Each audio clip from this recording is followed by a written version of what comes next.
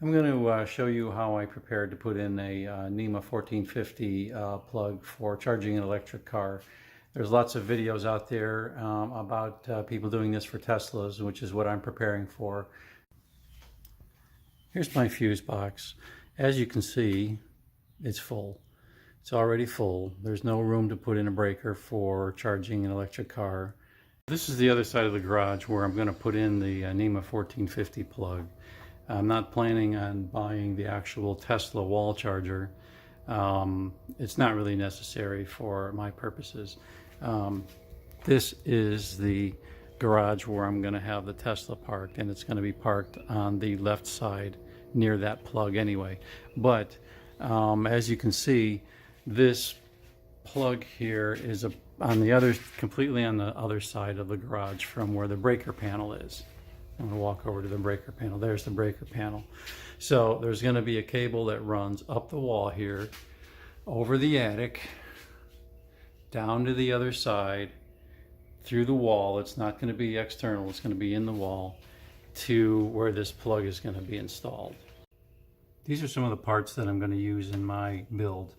This is the double wide box that I'm going to put in the wall. This is for old work. As you can see, once you put this in the wall and you screw it in, these things flip up and grab the sheetrock.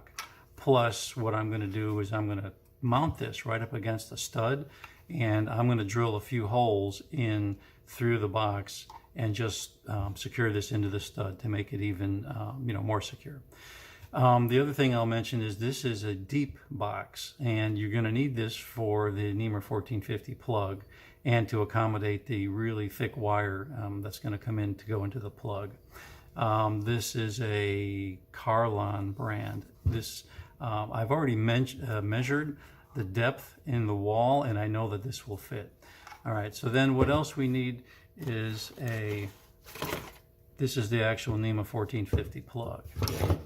Okay, and as the name implies, the dash 50 means 50 amps.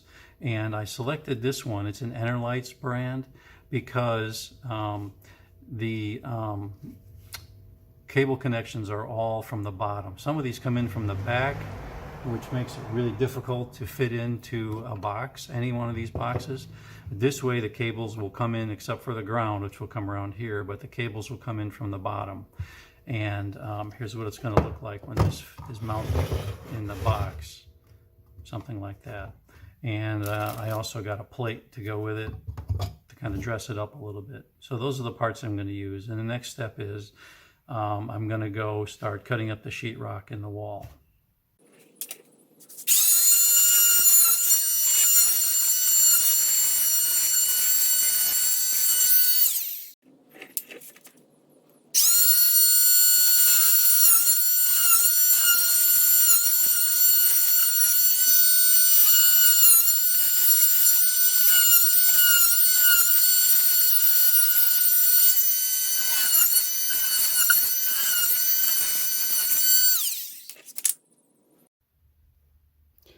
This is the space above where the plug was just installed. And so the 6-3 cable is going to run up this wall and into the attic here, and then go across the attic to the breaker panel. The problem is that right here is a fire break. In other words, there's a stud going horizontally through here. So I have to drill a hole through there. Now I could go and buy one of those long extension cables for the drill, but since this is the garage, I'm going to cut out this panel that I have marked here and drill a hole down through this fire break and then through these two, probably two 2x4s here up into the attic. The other thing is there are some screws or nails through the sheetrock into the studs. And I found a trick on YouTube by using a magnet, how you can find those. And you just slide it along until you see it stick, like right there and right there. So those are so when I cut this box out, those are the only two nails holding this in. So I can dig out around that and this panel will come off. So then after I get the wire run up through the wall, this whole piece will go back in, and I'll blend it out with a little bit of spackling here, paint it, and you'll never know that this was taken apart.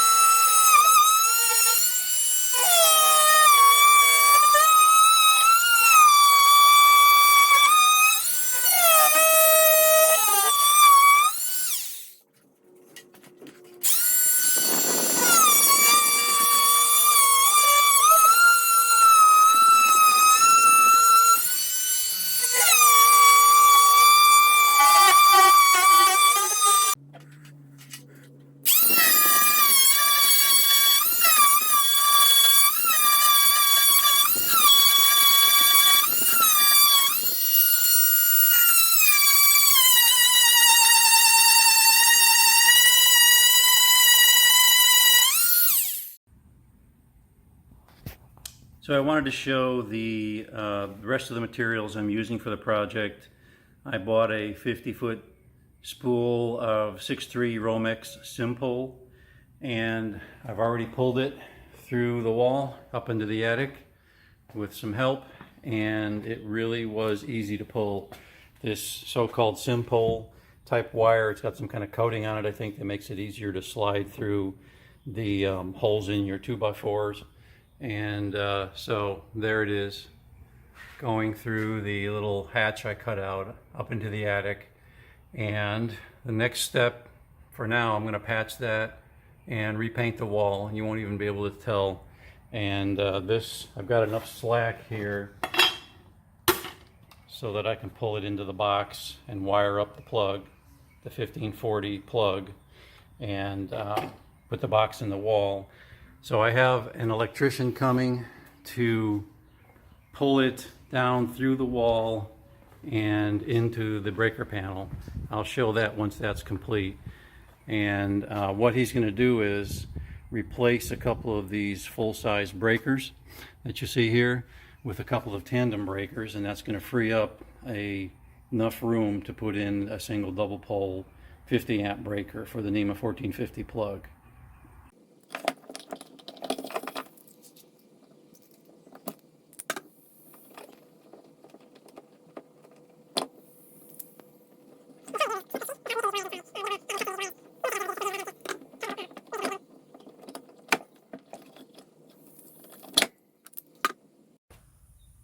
In this installation, I am installing this with the ground up. That's preferred for at least a Tesla charger. I don't know about any other EV charging situations.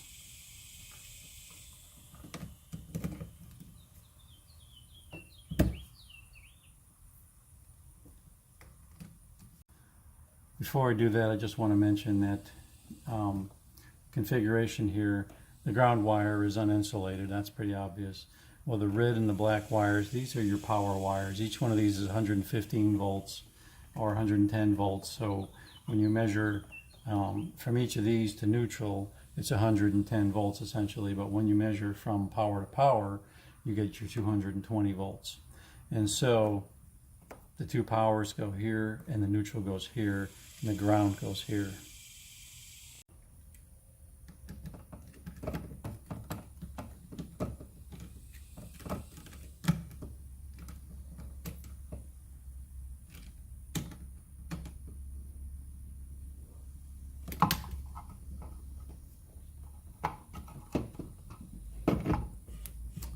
So there you go. I have all the wires in.